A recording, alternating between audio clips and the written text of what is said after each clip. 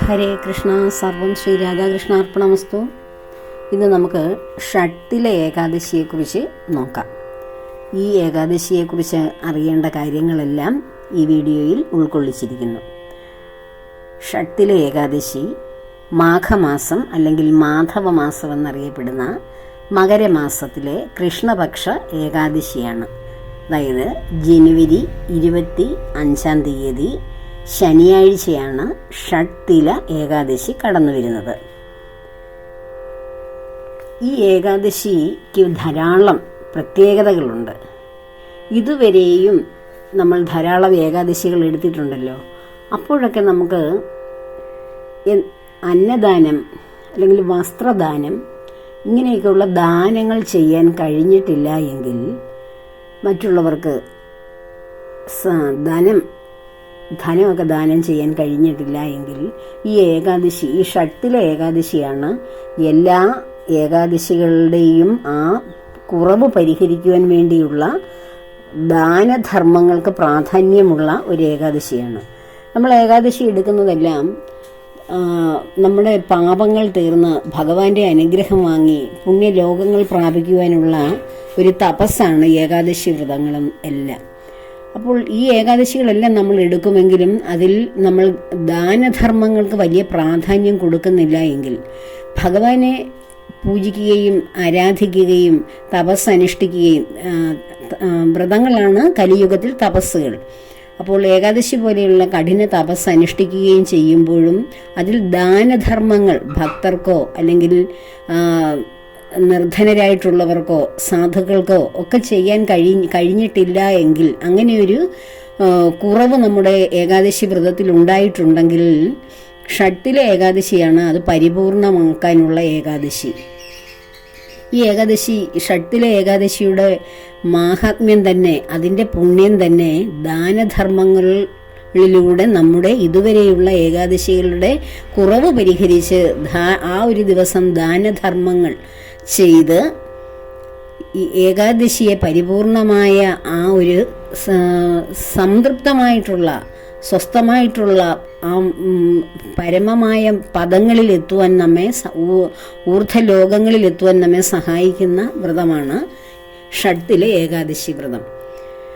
നമ്മൾ ഏകാദശി അനുഷ്ഠിക്കുമ്പോഴൊക്കെ നമ്മൾ ബ്രാഹ്മണർക്ക് ദാനം ചെയ്യുന്നു, അല്ലെങ്കിൽ മറ്റുള്ളവർക്കൊക്കെ ദാനം ചെയ്യും, നമ്മെ കൊണ്ട് പറ്റുന്നതൊക്കെ നമ്മൾ ചെയ്യാറുണ്ട്. എങ്കിലും വസ്ത്രദാനം, അന്നദാനം, സമ്പത്ത് ദാനം ചെയ്യുക, ഇവ അതിൽ ഏറ്റവും പ്രധാനം അന്നദാനമാണ്. ഇത് ചെയ്യാൻ കഴിയാതെ പോയ ധാരാളം പേരുണ്ടാകും. ഏകാദശി വ്രതവുമായി ബന്ധപ്പെട്ട് അന്നദാനം ചെയ്യാൻ കഴിയാതെ പോയവർ ഷട്ടിലെ ഏകാദശിയിൽ അന്നദാനം ചെയ്താൽ ഇതുവരെ ഉണ്ടായിരുന്ന ഏകാദശിയുടെ കുറവ് മാറി ആ ഏകാദശി വ്രതത്തിൻ്റെ പുണ്യം ലഭിക്കും. ഭഗവാൻ നമുക്ക് ഏകാദശി വ്രതമാണ് വ്രതങ്ങളിൽ ഏറ്റവും മാഹാത്മ്യം, എന്നിൽ എത്തിച്ചേരുവാൻ ഏറ്റവും പരമമായ തപസ്സാണതെന്ന് ഭഗവത്ഗീതയിൽ പറഞ്ഞിട്ടുണ്ട്. പക്ഷെ നമ്മൾ ആ തപസ് അനുഷ്ഠിക്കുമ്പോഴും നമ്മൾ മനുഷ്യർ, ഇഹത്തിൽ ഭൗതികത്തിൽ ജീവിക്കുന്നവർക്ക് ധാരാളം തെറ്റുകുറ്റങ്ങളൊക്കെ സംഭവിക്കാം ഏകാദശി വ്രതത്തിൽ. ഭഗവാന്റെ ലക്ഷ്യം നാം എല്ലാവരും ഭഗവത് പദത്തിലെത്തുക, വിഷ്ണു സായുജ്യത്തിൽ ലയിക്കുക എന്നുള്ളതാണ്. അപ്പോൾ അതിന് തടസ്സമായി നമ്മൾ എന്തൊക്കെയോ അതിന് കുറവ് ചെയ്തിട്ടുണ്ടെങ്കിൽ അതുകൂടി പരിഹരിച്ചിട്ട് ഇത്രയും ശ്രേഷ്ഠമായ വ്രതം അനുഷ്ഠിക്കുന്ന നമ്മൾക്ക് ഓരോരുത്തർക്കും അതിനനുസരിച്ചുള്ള ഉയർന്ന ലോകങ്ങളിൽ സംതൃപ്തമായ ജീവിതം ലഭിക്കുവാൻ ഭഗവാൻ ആഗ്രഹിക്കുന്നതിൻ്റെ പേരിലാണ് ഈ ഷട്ടിലെ ഏകാദശിയുടെ മാഹാത്മ്യം തന്നെയുള്ളത്. ഇതിൻ്റെ വ്രതമാഹാത്മ്യ കഥ കേൾക്കുമ്പോൾ തന്നെ നമുക്കത് മനസ്സിലാവും. ശ്രീ നാരദ മഹർഷിയാണ് ഷട്ടിലെ ഏകാദശിയുടെ മാഹാത്മ്യത്തെക്കുറിച്ച് ഭഗവാനോട് ആരായുന്നത്. അപ്പോൾ ഏകാദശിയുടെ മാഹാത്മ്യത്തെക്കുറിച്ച് മാത്രമല്ല ചോദിക്കുന്നത്, ഭൂമിയിൽ ഈ കലിയുഗത്തിൽ കഷ്ടപ്പെടുന്ന മനുഷ്യർക്ക് അവരുടെ പാപങ്ങൾ, ബ്രഹ്മഹത്യാദി പാപങ്ങൾ വരെയുള്ള പാപങ്ങൾ മനുഷ്യർ ചെയ്തു തീർക്കുന്നു. അന്ന് ആ സത്യയുഗത്തിൽ ഭഗവാനോട് സംവദിച്ചിട്ടുണ്ടെങ്കിൽ അതിനുശേഷം വന്ന ത്രേതായുഗത്തിലും ദ്വാപരയുഗത്തിലും ഇപ്പോൾ കലിയുഗത്തിലും എത്തി നിൽക്കുന്ന മാനവരാശിക്ക് എത്ര പാപകർമ്മങ്ങളാണ് നിത്യേന നമ്മൾ കേൾക്കുകയും ഓരോരുത്തരും ചെയ്തു കൂട്ടുകയും ചെയ്യുന്നത്. അപ്പോൾ അങ്ങനെ പാപസങ്കുലമായ ഒരു കർമ്മ പദ്ധതിയിലൂടെയാണ് കലിയുഗം കടന്നു പോകുന്നത്. അപ്പോൾ അതിൽ നിന്ന് മനുഷ്യർക്ക് ആത്മീയത ആഗ്രഹിക്കുന്നവർക്കൊരു രക്ഷ വേണ്ടേ? ആത്മീയ തേജസ്സിലൂടെ ജീവിക്കാൻ ആഗ്രഹിക്കുന്നവർ ഭഗവത് നാമസങ്കീർത്തനങ്ങളിലൂടെയും വ്രതങ്ങളിലൂടെയൊക്കെ പരിശുദ്ധരായി മാറുന്നുവെങ്കിലും അതിൻ്റെ ഒരു പൂർണ്ണത ലഭിക്കുവാൻ എന്താണ് ചെയ്യേണ്ടത്, എന്താണ് അതിനുവേണ്ടി മനുഷ്യർ അനുഷ്ഠിക്കേണ്ടതെന്ന് ചോദിക്കുമ്പോൾ ഭഗവാൻ നാരദ മഹർഷിക്ക് കൊടുക്കുന്ന ഉപദേശമാണ് ഷട്ടിലെ ഏകാദശി വ്രത മാഹാത്മ്യ കഥ. ആ യുഗത്തിൽ തന്നെ ഒരു ബ്രാഹ്മണ സ്ത്രീ ഉണ്ടായിരുന്നു. വളരെ സ്വാധിയായിട്ടുള്ള ഒരു ബ്രാഹ്മണ സ്ത്രീ. അവർ വളരെ ബ്രഹ്മചര്യ വ്രതം കഠിനമായി അനുഷ്ഠിച്ചു വന്നു. ഭഗവാന്റെ എല്ലാ ഏകാദശികളും നന്നായി നോക്കി, എല്ലാം വളരെ ശ്രേഷ്ഠതയോടുകൂടി അവർ അത് ചെയ്യുമായിരുന്നു. അതുപോലെ തന്നെ ഒരു മാസക്കാലം ഭഗവാനോടുള്ള വ്രതം ആചരിച്ചത് വഴി മാധവമാസമൊക്കെ വരുമ്പോൾ എല്ലാ വർഷവും ഓരോ മാസം ഭഗവാന് വേണ്ടിയിട്ട് കഠിനമായ തപസ് അനുഷ്ഠിക്കുമായിരുന്നു. അങ്ങനെ അവർ ശരീരമൊന്നും ശ്രദ്ധിക്കാതെ വളരെ മെലിഞ്ഞ് വളരെ ദുർബലയായി തീർന്നു. അപ്പോൾ ഭഗവാൻ ഇത് കണ്ടിട്ട് നല്ല വിഷമം തോന്നി. തനിക്ക് വേണ്ടി ഇങ്ങനെ കഠിനമായ വ്രതം അനുഷ്ഠിച്ച് ശരീരം ശ്രദ്ധിക്കാതെ തപശ്ചര്യകളിൽ ഏർപ്പെടുന്ന ഇവർക്ക് പൂർണ്ണ സായുജ്യം ലഭിക്കണ്ടേ? ഇവർ ഭൂമിയിൽ ഈ വ്രതം അനുഷ്ഠിക്കുമ്പോൾ പൂർണ്ണമായ സായുജ്യവും അതിന് വൈകുണ്ഠത്തിലെത്തുമ്പോൾ അതുപോലെയുള്ള സംതൃപ്തമായ ഒരു മാനസിക അവസ്ഥ അവർക്ക് ലഭിക്കാൻ അതിന് അവർക്ക് കുറവായി നിൽക്കുന്നത് ദാനധർമ്മങ്ങളുടെ കുറവാണെന്ന് ഭഗവാൻ മനസ്സിലാക്കി. ഇവർ ഓരോ വ്രതങ്ങളും അനുഷ്ഠിക്കുമ്പോഴും പുണ്യദിനങ്ങളിലെല്ലാം ബ്രാഹ്മണർക്ക് ദാനം ചെയ്യുമായിരുന്നു. അത് ദക്ഷിണയൊക്കെ കൊടുക്കുമായിരുന്നു. കന്യകമാർക്കൊക്കെ നമ്മുടെ പുരാണ കാലത്ത്, അതായത് ആദ്യ യുഗങ്ങളിലൊക്കെ ബ്രാഹ്മണർക്ക് കറുത്ത പശുക്കളെ ദാനം ചെയ്യുകയും അതുപോലെ കറുത്ത എള്ള് ദാനം ചെയ്യുകയൊക്കെ ചെയ്യുമായിരുന്നു. അത് ബ്രാഹ്മണർക്ക് എന്ന് മാത്രം കരുതി വെച്ചിരിക്കുന്നു. പക്ഷേ ബ്രാഹ്മണർ എന്ന് വെച്ചാൽ ബ്രഹ്മത്തെ അറിയുന്നവരാണ്. അത് ഈ കാലഘട്ടത്തിൽ അന്ന് ആ ബ്രഹ്മത്തെ അറിയുന്നവർ വളരെ സാധുക്കളായിരുന്നു. അവരുടെ കയ്യിൽ സമ്പത്തോ ഒന്നും കാണില്ലായിരുന്നു. അവർ ഓരോ സ്ഥലത്തും വന്ന് അവർ പൂജയോ വഴിപാടും ഒക്കെ ചെയ്യുന്നതിൻ്റെ ഫലമായി കിട്ടുന്ന ദക്ഷിണ കൊണ്ട് ജീവിക്കുന്ന സാധുക്കളായിരുന്നു അവർ. അവർക്ക് മറ്റുള്ളവർ കൊടുക്കുന്ന ആ ദക്ഷിണ കൊണ്ടാണ് അവർ ജീവിച്ചിരുന്നത്. ഇന്നത്തെ ബ്രാഹ്മണർ അങ്ങനെയല്ലല്ലോ. ക്ഷേത്രങ്ങളിൽ ആരാധിക്കുന്നവർ കൂടുതൽ പേരും സമ്പന്നരായിട്ട് ജീവിക്കുന്നവരാണ്. അപ്പോൾ ഈ കലിയുഗത്തിൽ വന്നപ്പോൾ ആ ബ്രാഹ്മണർക്ക് പശുക്കളെ ദാനം ചെയ്യുകയല്ല, അതല്ല ഇവിടെ ഉദ്ദേശിക്കുന്നത്. ബ്രാഹ്മണർക്ക് ദക്ഷിണ ദാനം ചെയ്യാം. പക്ഷെ ഞാൻ ഈ പറഞ്ഞു വന്ന കഥയിൽ ഭഗവാൻ നാരദ മഹർഷിക്ക് ഉപദേശിച്ചു കൊടുത്ത കഥയിലെ ബ്രാഹ്മണ സ്ത്രീ ബ്രാഹ്മണർക്ക് ദക്ഷിണ ദാനം ചെയ്യുമായിരുന്നു. എന്നാൽ ആര് ആഹാരം ചോദിച്ചു വന്നാലും ആഹാരം കൊടുക്കുകയില്ലായിരുന്നു. അന്നദാനം ആ ബ്രാഹ്മണിയുടെ ജീവിതത്തിൽ ഉണ്ടായിട്ടില്ല. അന്നദാനമാണ് മഹാദാനം മറ്റുള്ളവരെക്കാളെല്ലാം. അപ്പോൾ ഈ കാലഘട്ടത്തിലും നമ്മൾ ഈ ബ്രാഹ്മണർക്ക് ദക്ഷിണ കൊടുക്കുന്നതിനോടൊപ്പം തന്നെ മറ്റുള്ള സാധുക്കളായിട്ട് ആഹാരം ആഗ്രഹിക്കുന്നവർക്ക് അല്ലെങ്കിൽ അതില്ലാത്തവർക്ക് അന്നദാനം, വസ്ത്രദാനം, സമ്പത്തില്ല, എന്തെങ്കിലുമൊക്കെ സാമ്പത്തിക ബുദ്ധിമുട്ട് അനുഭവിക്കുന്നവർക്ക് അങ്ങനെ ദാനം ചെയ്യുക. പഠിക്കുന്ന കുട്ടികൾക്ക് പഠിക്കുവാൻ ആവശ്യമായിട്ടുള്ള സാമഗ്രികളൊക്കെ നമ്മൾ ദാനം ചെയ്തു കഴിഞ്ഞാൽ ബിസിനസ്സിലൊക്കെ ഇരിക്കുന്നവർ, വ്യവസായങ്ങളിലൊക്കെ ഇരിക്കുന്നവർക്ക് വളരെ ഐശ്വര്യം ഉണ്ടാകും.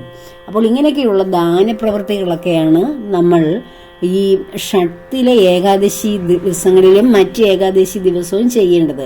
പക്ഷേ ഷട്ടിലെ ഏകാദശി ദാനധർമ്മങ്ങൾക്ക് വേണ്ടി മാത്രം മാറ്റി വെച്ചിരിക്കുന്ന ഒരു ഏകാദശിയാണ്. മറ്റ് ഏകാദശികളിൽ നമ്മളത് ചെയ്യാതെ ഉള്ള കാര്യങ്ങൾ ഈ ഏകാദശി എടുത്ത് അത് വളരെ നിഷ്ഠയോടുകൂടി എടുത്തിട്ട് നമ്മൾ ചെയ്യാതെ പോയത് മനഃപൂർവ്വം അത് ഓർത്തെടുത്ത് അതിന് പാപപരിഹാരമായിട്ട് അഖിലാണ്ടകോടി ബ്രഹ്മാണ്ഡനാഥനായ ആ ആദി പരമ്പൊരുളായ ആ പുരുഷോത്തമനായ ഭഗവാനെ സമർപ്പിച്ച് ഭഗവാനോട് തെറ്റുകുറ്റങ്ങൾ ഏറ്റുപറഞ്ഞ് ആ ഭഗവാന്റെ സന്നിധിയിൽ നമ്മൾ മനസ്സ് സമർപ്പിച്ചുകൊണ്ട് ആർക്കെങ്കിലും ഒക്കെ ആഹാരം ലഭിക്കാതെ വിഷമിക്കുന്ന എത്രയോ മനുഷ്യരുണ്ടാവും. അവരെ കണ്ടുപിടിച്ച് അന്നദാനം ചെയ്താൽ നമ്മുടെ ഇതുവരെയുള്ള ഏകാദശി വ്രതത്തിൻ്റെ കുറവ് പരിഹരിച്ച് അത് നല്ല രീതിയിൽ ഭഗവാനിലേക്ക് എത്തും. അപ്പോൾ ഈ സ്ത്രീ, ഈ ബ്രാഹ്മണി ഇങ്ങനെ അന്നദാനം ചെയ്യാതിരിക്കുന്നത് കണ്ടപ്പോൾ ഭഗവാന് വിഷമമായി. ഇവർക്ക് ആ ഒരു കുറവ് കൊണ്ട് ഇവർ ചെയ്ത ഈ മഹാവ്രതങ്ങളുടെയൊക്കെ സാഫല്യം ഇവർക്ക് കുറഞ്ഞു പോകുമല്ലോ എന്ന് കരുതി തൻ്റെ ഭക്തയെ രക്ഷിക്കുവാൻ വേണ്ടി ഭഗവാൻ ഒരു ബ്രാഹ്മണ താപസന്റെ രൂപത്തിൽ ഒരു ഭിക്ഷാപാത്രവുമായി ഇവരുടെ മുന്നിലേക്ക് വന്നിട്ട് ഭിക്ഷാം ദേഹി, ഭിക്ഷ തരൂ എന്ന് അപേക്ഷിക്കുമ്പോൾ ഇവർ വളരെ, പാത്രം കാണിക്കുമ്പോൾ അന്നം ആവശ്യപ്പെട്ട് വരുന്ന ഒരു ബ്രാഹ്മണനായിരുന്നു. അപ്പോൾ അവർക്ക് അന്നം കൊടുക്കുന്നതിന് വളരെ ബുദ്ധിമുട്ടായിരുന്നു. നമ്മുടെ ഈശ്വരനെ അറിയുന്നവർ, ഈശ്വര സാക്ഷാത്കാരത്തിന് വേണ്ടി ജീവിക്കുന്നവരെന്ന് പറയുന്നവർ പോലും മറ്റുള്ളവർക്ക് അന്നം ദാനം ചെയ്യുന്നത് വളരെ മടിയാണ്. അവർ കഴിച്ചുകൊണ്ടിരിക്കുമ്പോൾ പോലും ആരെങ്കിലും പുറത്ത് വന്നാൽ അവരോട് ആഹാരം കൊടുക്കേണ്ടവരാണെങ്കിൽ പോലും അവർ കൊടുക്കാതെ പല സന്ദർഭങ്ങളും പലരുടെയും എനിക്ക് അനുഭവമുണ്ട്. ഓരോരുത്തരും ഇങ്ങനെ ചെയ്യുന്ന ഓരോ കാര്യങ്ങൾ കണ്ടിട്ട്. അപ്പോൾ നമ്മുടെ പുരാണങ്ങൾ എടുത്ത് പരിശോധിച്ചാൽ നമ്മൾക്ക് കഴിക്കാനുള്ള അവസാനത്തെ ആഹാരവും മറ്റുള്ളവർക്ക് ദാനം ചെയ്തതിന് ശേഷം വിശന്നിരുന്ന് ഭഗവാന്റെ അരികിലേക്ക് എത്താൻ കാത്തിരിക്കുന്ന വൃദ്ധ ബ്രാഹ്മണ താപസികളെയൊക്കെ നമ്മൾ പുരാണത്തിൽ വായിച്ചിട്ടുണ്ട്. അവർക്ക് ഭഗവാൻ സർവൈശ്വര്യങ്ങളും കൊടുത്ത് സാക്ഷാൽ ഭഗവാൻ തന്നെ പരീക്ഷിക്കാൻ വന്നതിന് ശേഷം ആ പരീക്ഷണത്തിൽ വിജയിച്ച് അവർക്ക് ഭൂമിയിലും ഇഹത്തിലും പരത്തിലും സർവ്വസംതൃപ്തിയും കൊടുത്ത് രക്ഷിച്ച കഥ നമ്മുടെ പുരാണങ്ങളിലുണ്ട്. നമ്മൾ കരുതും വൈകുണ്ഠ ലോകങ്ങളിലോ അല്ലെ ഊർധ്വ ലോകങ്ങളിലൊക്കെ നാം എത്തിക്കഴിഞ്ഞാൽ അവിടെ നമുക്ക് പരമാനന്ദ സുഖമാണ്. നമ്മുടെ തപസ്സിൻ്റെ, അതായത് വ്രതത്തിൻ്റെയും ഭഗവത് സേവയുടെയും ഭക്തിയുത ജീവിതത്തിൻ്റെയൊക്കെ ഫലമായിട്ട് നമ്മൾ ഉയർന്ന ലോകങ്ങളിലേക്ക് എത്തി അവിടെ പരിപൂർണമായ സന്തോഷമാണ് അനുഭവിക്കുന്നതെന്ന് അല്ല. നമ്മൾ ലോകങ്ങളിലൊക്കെ എത്തും നമ്മൾ ശ്രേഷ്ഠമായ ജീവിതം നയിച്ചാൽ. പക്ഷെ അവിടെ സംതൃപ്തി വേണ്ടേ? ജീവിതത്തിന് സംതൃപ്തി. ഇപ്പം ഭൂമിയിലെ ജീവിതത്തിന് സംതൃപ്തി ഇല്ലാത്തത് കൊണ്ടാണ്, എന്തുണ്ടെങ്കിലും സമ്പത്തും അധികാരവും ഒക്കെ ഉണ്ടെങ്കിലും സംതൃപ്തമായ ജീവിതം ഇല്ലാത്തത് കൊണ്ടാണ് ഭഗവത് സേവയിലേക്കും ഒക്കെ ഓരോരുത്തർ കടന്നു വരുന്നത്. അപ്പോൾ ഇവിടുത്തെ ജീവിതത്തിനേക്കാളും എത്രയോ ശ്രേഷ്ഠമാണ് ഉയർന്ന ലോകങ്ങളിൽ. അവിടെ ചെന്നിട്ടും മറ്റുള്ളവർ, അതേ പൊസിഷനിലുള്ളവർ നല്ല രീതിയിൽ സമാധാനത്തോടെ സന്തോഷത്തോടെ ആ ആത്മാവ് സന്തോഷിക്കുന്ന കാണുമ്പോൾ എനിക്കിതെന്താ ആനന്ദിക്കാൻ കഴിയാത്തത്? ഇത്രയും ഭൂമിയിൽ ഞാൻ ചെയ്തിട്ട് ഇവിടെ വന്നിട്ട് എനിക്ക് ആനന്ദം ലഭിക്കുന്നില്ലല്ലോ എന്ന കുറവ് വരാതിരിക്കാനുള്ള ഒരു വ്രതമാഹാത്മ്യ കഥയാണിത് ഭഗവാൻ നമുക്ക് ഉപദേശിച്ചു തരുന്നത്. അപ്പോൾ ഭഗവാൻ ഭിക്ഷാം ദേഹിയായിട്ട് അവിടെ ചെന്നപ്പോൾ, ഭിക്ഷ യാചിച്ചപ്പോൾ ആ സ്ത്രീക്ക് അന്നദാനം കൊടുക്കുന്നതിനും മടിയായത് കാരണം അവർ എന്തു ചെയ്തു? ഭഗവാൻ ഇങ്ങനെ നിരന്തരം ആവശ്യപ്പെട്ടപ്പോൾ ഭഗവാനാണെന്നറിയാതെ ആ ഭിക്ഷുവിൻ്റെ പാത്രത്തിലേക്ക് മണ്ണാണ് വാരിയിട്ട് കൊടുത്തത് ദേഷ്യത്തോടെ. ആ മണ്ണുമായി ഭഗവാൻ പോയി.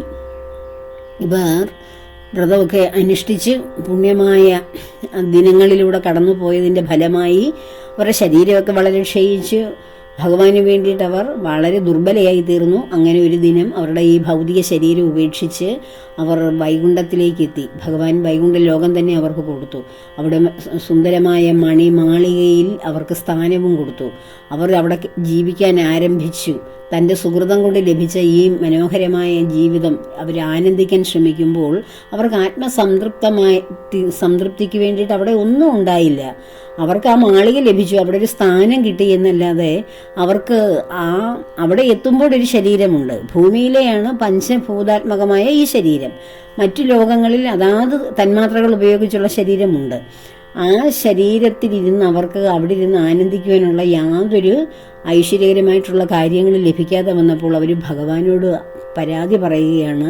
ഭൂമിയിൽ ഞാൻ ജീവിച്ചത് മുഴുവൻ അങ്ങയ്ക്ക് വേണ്ടിയാണ്. അങ്ങയുടെ വ്രതങ്ങൾ ആചരിച്ച്, അങ്ങയുടെ നാമങ്ങൾ ജപിച്ച്, അങ്ങയുടെ പുണ്യദിനങ്ങൾ ആചരിച്ച് ജീവിച്ചിട്ട് എനിക്ക് പുണ്യലോകങ്ങൾ അവിടുന്ന് തന്നിട്ടും ഇവിടെ എനിക്ക് ആനന്ദിക്കുവാൻ അങ്ങൊന്നും തന്നില്ലല്ലോ. എന്താണ് അങ്ങ് എന്നോട് ഇങ്ങനെ ക്രൂരത കാണിക്കുന്നത് എന്ന് ചോദിച്ചപ്പോൾ അദ്ദേഹം പറയുന്നു, ഞാൻ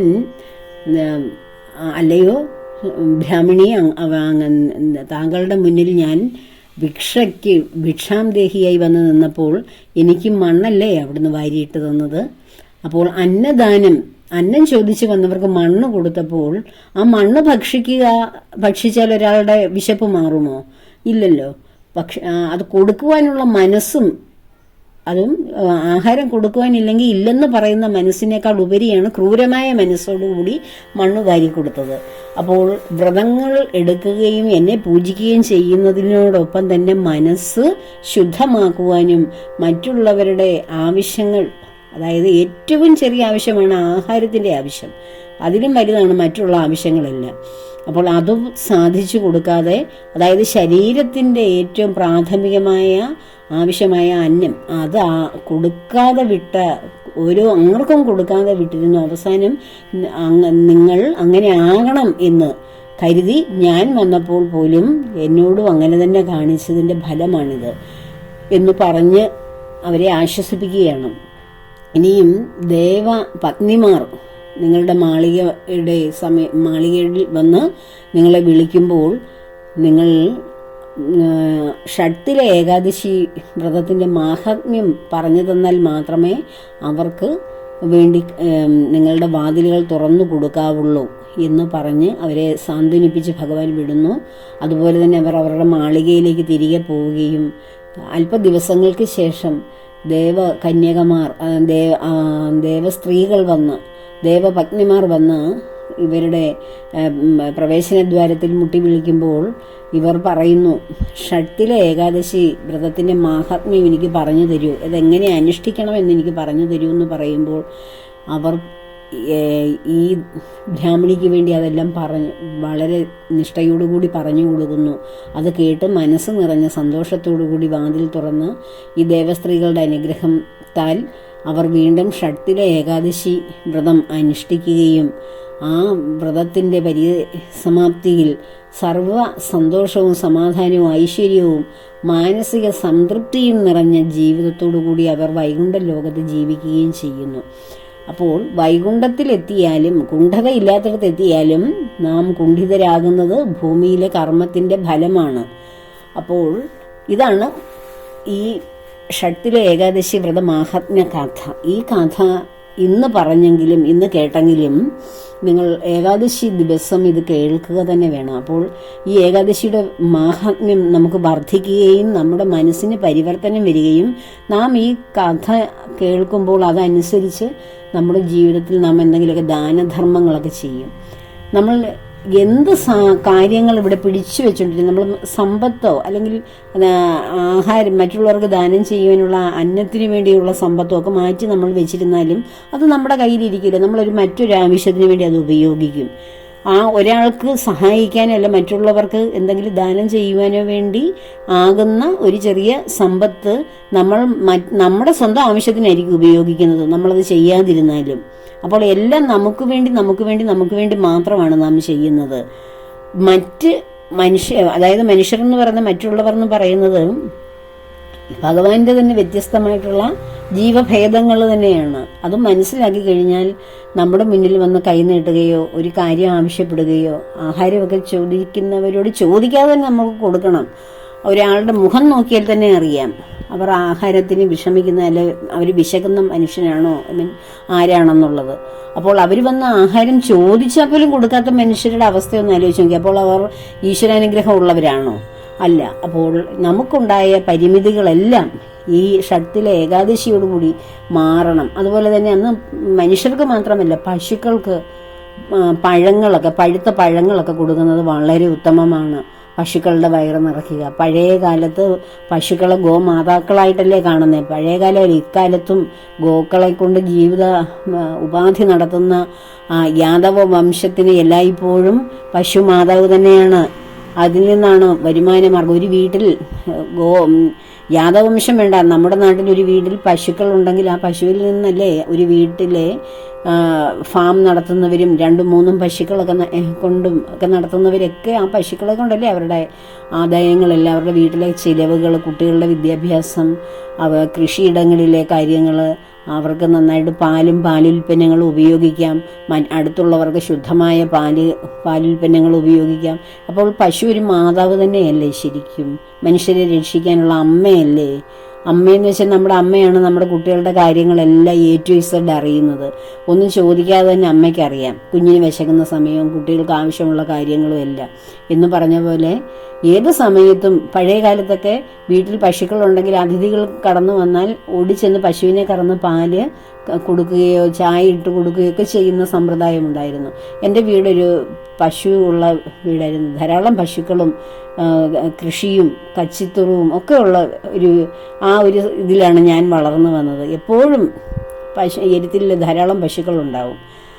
അപ്പോൾ ആ പശുക്കളിൽ നിന്ന് ലഭിച്ച ആ പാലുൽപ്പന്നങ്ങളും ഒക്കെ ആയിരുന്നു പ്രധാനപ്പെട്ട ആഹാരം തന്നെ. അങ്ങനെ കടന്നു വന്ന് അപ്പോൾ അത് ഏത് സമയത്തും നമ്മുടെ വീട് സമ്പന്നമാകും. ഒരു പശു ഉണ്ടെങ്കിൽ, ഒരമ്മ, ഒരു നല്ല മനസ്സുള്ള അമ്മ, എല്ലാവർക്കും എല്ലാം ചെയ്യുവാനും കഴിവും സമ്പത്തും ഉള്ള ഒരു അമ്മയുണ്ടെങ്കിൽ ആ അമ്മയെപ്പോലെയല്ലേ പശു. അപ്പോൾ ആ പശുക്കൾക്കും ധാരാളം ആഹാരങ്ങളൊക്കെ, അതിനിഷ്ടമുള്ള ആഹാരമൊക്കെ ദാനം ചെയ്യുന്നതും പുരാണങ്ങളിൽ പറഞ്ഞിട്ടുണ്ട്. ഈ ഏകാദശി വ്രതത്തിൽ, പ്രത്യേകിച്ച് ഷട്ടിലെ ഏകാദശി വ്രത ദിവസങ്ങളിൽ ആ പശുക്കൾക്കൊക്കെ നന്നായി അവർ സന്തോഷിപ്പിക്കുന്നതൊക്കെ പുണ്യം ലഭിക്കും. ആ പശുവിനെ അങ്ങനെ പറഞ്ഞിരിക്കുന്നു എന്നേ ഉള്ളൂ. നമ്മുടെ ചുറ്റുപാടും കാണുന്ന എല്ലാ ജീവജാലങ്ങൾക്കും നമുക്ക് നമ്മളെ കൊണ്ട് പറ്റുന്ന ആഹാരം കൊടുത്ത് അവരെ സന്തോഷിപ്പിക്കാം. നമ്മൾ ആഹാരം കൊടുക്കാൻ തുടങ്ങുമ്പോൾ പക്ഷികളൊക്കെ വരും, മറ്റു പ്രാണികളെല്ലാം നമ്മളുടെ ഭവനം തേടി വരും. നമ്മൾ കൊടുക്കാത്തത് കൊണ്ടാണ് ആരും നമ്മുടെ മതിൽ കടന്ന് വരാത്തത്. അപ്പോൾ അതുപോലെ തന്നെയാണ് മനുഷ്യരുടെ അവസ്ഥയും. ഒരാൾ എന്തെങ്കിലും ദാനമൊക്കെ ചെയ്യാൻ ആഗ്രഹിക്കുന്നവർ, സാധുക്കളെ സഹായിക്കാൻ മനസ്സുള്ളവർ ഉണ്ടെങ്കിൽ ആ വീട്ടിൽ ചെന്നാൽ എന്തെങ്കിലും കിട്ടും, നമ്മുടെ ആവശ്യത്തിന് പ്രയോജനപ്പെടും എന്ന് മനുഷ്യർക്കും അറിയാം. അപ്പോൾ ആ വീടായിരിക്കും ആദ്യം അവർ ആഗ്രഹിക്കുന്നത്. അല്ലെ കടന്നു ചെല്ലുവാൻ അവർക്ക് പേടിയില്ലാതെ അല്ലെങ്കിൽ ഒരു മടിയില്ലാതെ ചെല്ലാൻ പറ്റുന്നിടം. അപ്പോൾ ഈ ദാനധർമ്മങ്ങൾ മനുഷ്യർക്ക് ചെയ്യുക എന്ന് പറയുമ്പോൾ അതിന് അർഹരായിട്ടുള്ളവർക്കാണ് കൊടുക്കേണ്ടത്. അല്ലാതെ ഓരോ നോട്ടീസും ഒക്കെ കൊണ്ടുവന്നിട്ട് അല്ലെങ്കിൽ എന്തെങ്കിലുമൊക്കെ വന്ന മറ്റ് ഈ ആഹാരത്തിനോ ഒന്നും അല്ലാതെ മറ്റ് അനാവശ്യ കാര്യങ്ങൾക്ക് വേണ്ടി പണം പിരിക്കുന്നവർക്ക് വേണ്ടിയിട്ടല്ല ദാനധർമ്മങ്ങളെന്ന് പറഞ്ഞത്. നമുക്കറിയാം സാധുക്കളായിട്ടുള്ളവരെ കണ്ടുപിടിക്കാൻ കഴിയും നമുക്ക്. അതുപോലെ തന്നെ കഴിയുന്നതും ഭഗവാന്റെ ഭക്തർക്ക്, ആ ഭക്തർ നിർധനത്വത്തിൽ ജീവിക്കുന്നവരാകാം ഭഗവത് ഭക്തർ മിക്കവരും.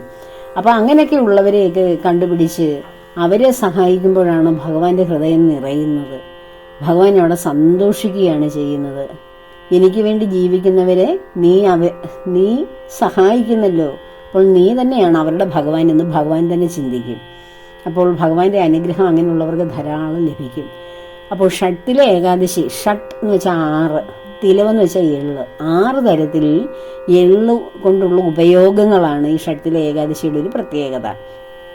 6 തരത്തിലുള്ള ഉപയോഗിച്ച് ഒന്നാമതായിട്ട് നമ്മൾ ഭഗവാന് എള്ളുകൊണ്ടുള്ള ആഹാര സാധനങ്ങൾ എന്തെങ്കിലും ഭഗവാന് നിവേദ്യമായി സമർപ്പിക്കണം.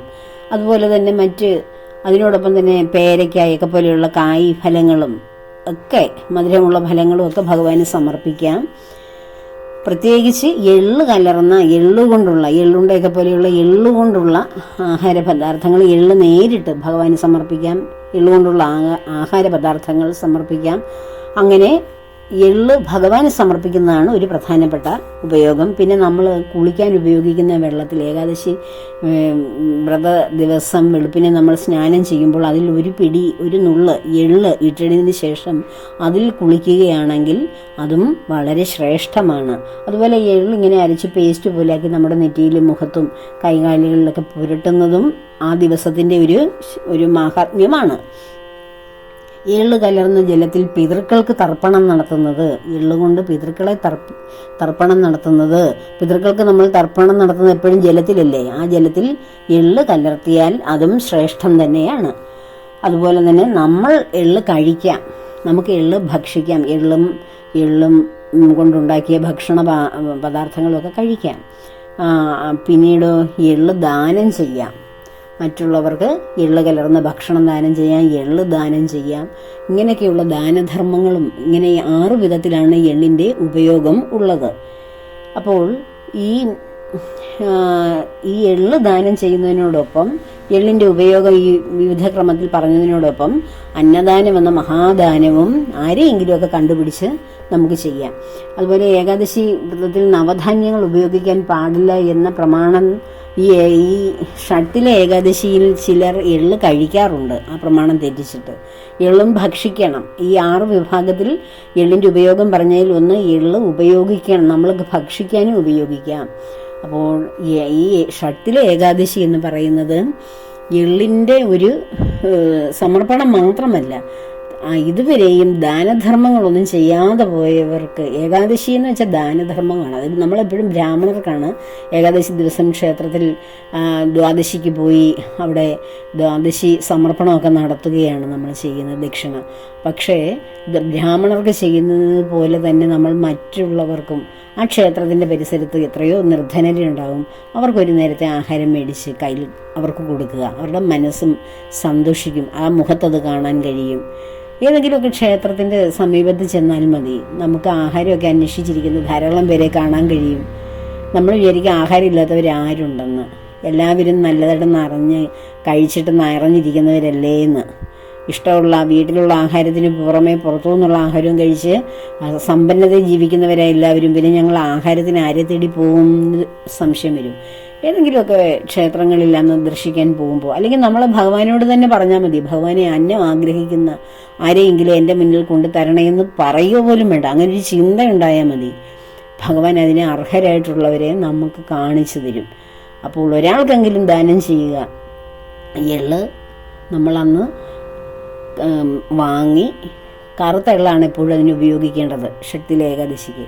അത് വാങ്ങി മറ്റുള്ളവർക്കൊക്കെ കൊടുക്കുക, നമ്മൾ സ്വയം ഭക്ഷിക്കുക. ഭഗവാൻ എല്ലാറ്റിനും ഒരു ഭഗവാനെ എള്ളുകൊണ്ട് നിവേദ്യങ്ങളൊക്കെ സമർപ്പിക്കുക. അപ്പോഴൊക്കെയാണ് ഈ ഏകാദശി വ്രതവുമായി ബന്ധപ്പെട്ട കാര്യങ്ങൾ പറയുവാനുണ്ടായിരുന്നത്. ഇനി ഏകാദശി വ്രതത്തിൻ്റെ പാരണ സമയത്തെക്കുറിച്ച് പറയാം. 26-ാം തീയതി രാവിലെ 7:12-നും 9:21-നും ഇടയ്ക്കാണ് പാരണ സമയം. അതുപോലെ ഏകാദശി തിഥി വരുന്നത് 24-ാം തീയതി രാത്രി 7:25 മുതൽ 25-ാം തീയതി, അതായത് ഏകാദശി ദിവസം രാത്രി 8:31 വരെയാണ്. ഹരിവാസര സമയം 25-ാം തീയതി ഉച്ചയ്ക്ക് 2:31 മുതൽ രാത്രി 2:32 വരെയാണ് ഹരിവാസര സമയം വരുന്നത്.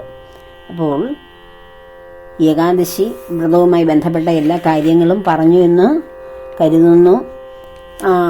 അതുപോലെ തന്നെ ഇനിയും എന്തെങ്കിലുമൊക്കെ സംശയമുണ്ടെങ്കിൽ ചോദിക്കുക, കമൻറ്റ് ബോക്സിൽ ഇടുക, അതിന് മറുപടി തരുന്നതായിരിക്കും. അപ്പോൾ ഏകാദശി 3 ദിവസമാണ് എടുക്കുന്നത്. ഇത് നമ്മൾ സ്ഥിരം എല്ലാ ഏകാദശി എടുക്കുന്നവരാണ് നമ്മുടെ ഈ സത്സംഗത്തിലുള്ളത്. അതുകൊണ്ട് അത് പ്രത്യേകിച്ച് പറയേണ്ട കാര്യമില്ല. എങ്കിലും പറയുന്നു, ദശമി ദിവസം ഒരു നേരം അരിഭക്ഷണം ഉച്ചയ്ക്ക് മാത്രം കഴിച്ചുകൊണ്ട് മറ്റു നേരങ്ങളിൽ മറ്റു ഭക്ഷണം കഴിച്ച് വ്രതശുദ്ധിയോടുകൂടി ഇരുന്ന് ഏകാദശി വ്രതം ആചരിക്കുക.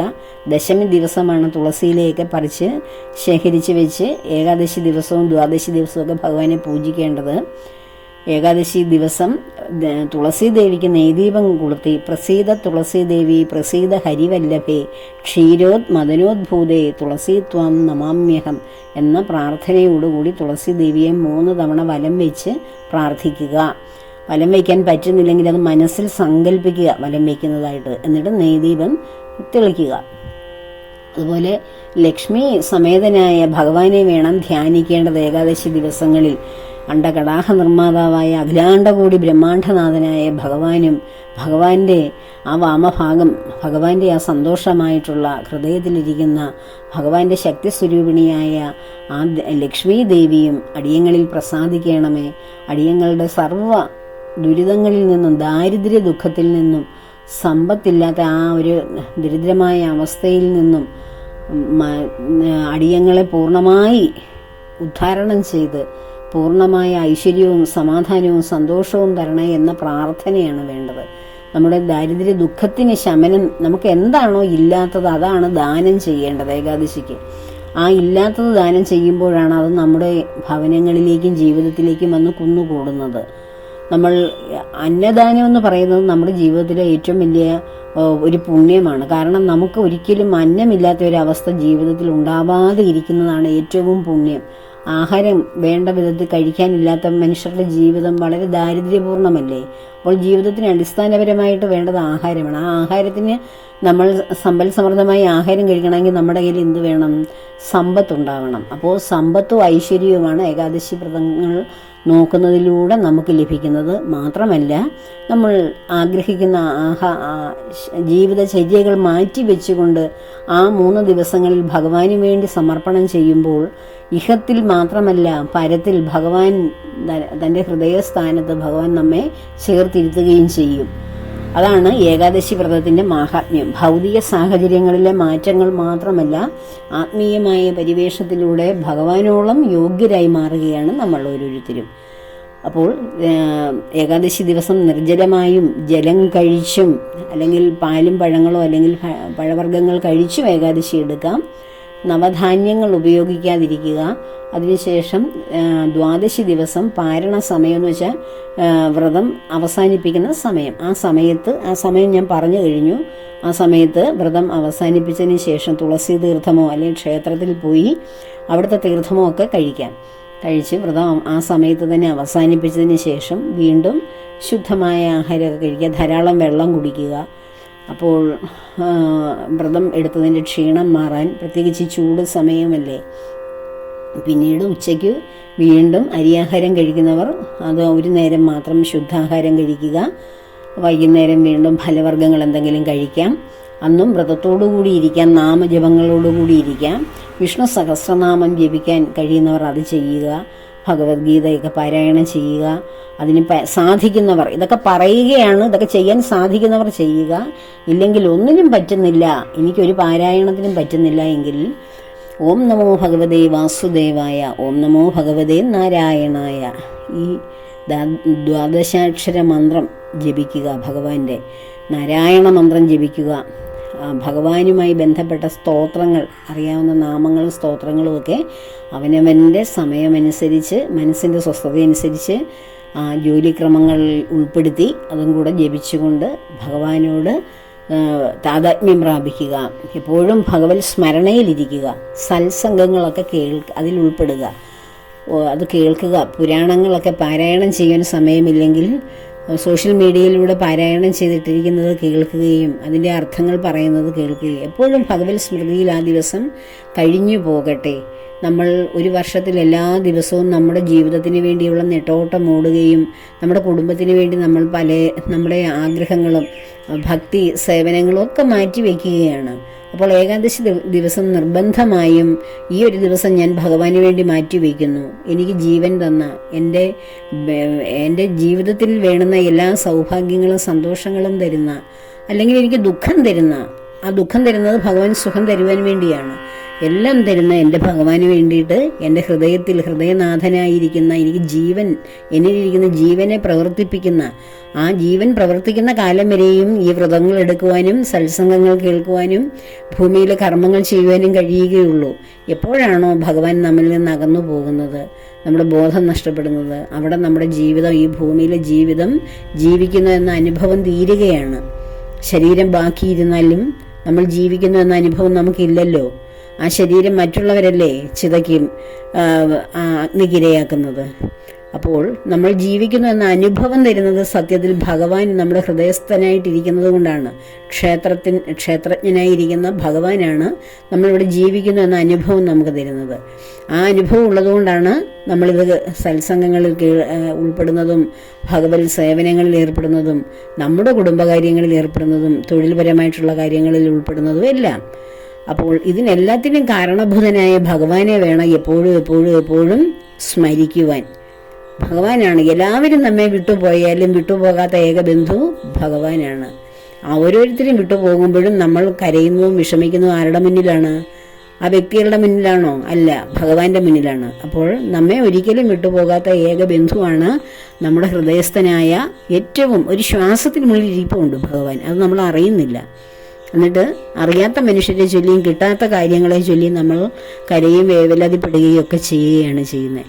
ഹൃദയസ്ഥനായ ഭഗവാന് ഹൃദയം കൊടുക്കാതെ നമ്മൾ മറ്റുള്ളവർക്കൊക്കെ ഹൃദയവും കൊടുത്ത് അവിടെയും ഇവിടെയും നിന്ന് വേദനയും മേടിച്ച് വീണ്ടും ഭഗവാന്റെ പാദങ്ങളിലേക്ക് എന്നെ അവർ വേദനിപ്പിച്ചു, ഇവർ വേദനിപ്പിച്ചു, അതെനിക്ക് കിട്ടിയില്ലല്ലോ ഭഗവാനെ, ഇതെനിക്ക് കിട്ടിയിട്ടും ഗുണമില്ലല്ലോ ഭഗവാനെ എന്നൊക്കെ കിടന്ന് പറയുകയാണ് നമ്മൾ ചെയ്യുന്നത്. സത്യത്തിൽ ഇതൊന്നുമല്ല ഭഗവാനെ വിളിക്കാനുള്ള ഓരോ കാരണങ്ങൾ. മറ്റുള്ളവരിൽ നിന്ന് കിട്ടുന്ന തിക്തഫലങ്ങളും ജീവിതത്തിൽ കിട്ടുന്ന ദുരന്തങ്ങളുമല്ല ഭഗവാനെ അറിയുവാനുള്ള മാധ്യമങ്ങൾ. ഭഗവാനെ, നമ്മുടെ ഉള്ളിൽ തന്നെ ഇരിക്കുന്ന ഭഗവാനെ നാം നിരന്തരം അറിയാതെ പോകുന്നത് കൊണ്ടാണ് മറ്റു പലയിടത്തും ചെന്ന് പരിക്കുകൾ ഏൽക്കുമ്പോൾ അന്നേരം അയ്യോ എൻ്റെ ഭഗവാനെ എന്നെ രക്ഷിക്കണേ എന്ന് പറയുന്നത്. എപ്പോഴും രക്ഷകനായി ഉള്ളിൽ പ്രവർത്തിക്കുന്ന നമ്മെ ജീവിക്കാൻ സഹായിക്കുന്ന ആളല്ലേ രക്ഷകൻ. നമുക്കിവിടെ ജീവൻ തന്ന് നിലനിർത്തുന്ന ആളല്ലേ രക്ഷകൻ, വേറെ ആരാണ് രക്ഷകൻ? അപ്പോൾ എപ്പോഴും നമുക്ക് ജീവൻ നിലനിർത്തിക്കൊണ്ടിരിക്കുന്ന ആളിനെയാണ് നമ്മൾ രക്ഷകനായി എപ്പോഴും ഓർക്കേണ്ടത്. അപ്പോൾ എല്ലാവർക്കും അങ്ങനെയുള്ള ഓർമ്മയുണ്ടാകട്ടെ ഭഗവാനെക്കുറിച്ച്. നിരന്തരം ഭഗവത് സ്മരണയിൽ ഓരോരുത്തരുടെയും ജീവിതം ധന്യമാകട്ടെ. ഭഗവാൻ എല്ലാവരെയും സ്വധാമത്തിലേക്ക് ഭൗതിക ജീവിതത്തിന് ശേഷം ആത്മീയ പരിവേഷത്തോടുകൂടി ഭഗവാന്റെ ഹൃദയത്തിലേക്ക് ചേർക്കുവാൻ എല്ലാവരെയും അനുഗ്രഹിക്കട്ടെ. എല്ലാ കർമ്മങ്ങളും ഭഗവാന്റെയും ദേവിയുടെയും പത്മപാദങ്ങളിൽ ചേർക്കുന്നു. ലോകാ സമസ്ത സുഖിനോ ഭവന്തു.